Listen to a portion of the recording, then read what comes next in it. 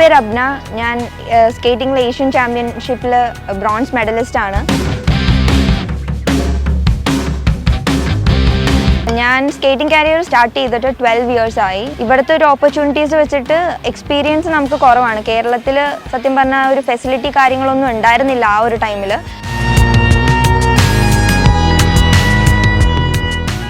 ഞാൻ കൂടുതലും റോഡായിരുന്നു ഫോക്കസ് ചെയ്തത്. എനിക്ക് 15 കിലോമീറ്റർ എലിമിനേഷനിലാണ് ആ ഒരു ബ്രോൺസ് മെഡൽ കരസ്ഥമാക്കിയത്. അപ്പോൾ നമ്മുടെ കേരളത്തിൽ വെച്ച് നോക്കുമ്പോൾ ഒരു നാഷണൽ മെഡൽ അച്ചീവ് ചെയ്യുക എന്ന് പറയുമ്പോൾ തന്നെ ഒരു ഇൻ്റർനാഷണൽ പോയ എഫക്റ്റ് ആയിരുന്നു ആ കാലഘട്ടങ്ങളിൽ. ഫസ്റ്റ് ടൈം ഇന്ത്യൻ ടീമിൽ കയറാൻ കഴിഞ്ഞു. നമ്മുടെ കേരളത്തിൽ നിന്ന് ഇതുവരെയും ആർക്കും കയറാൻ കഴിഞ്ഞില്ല.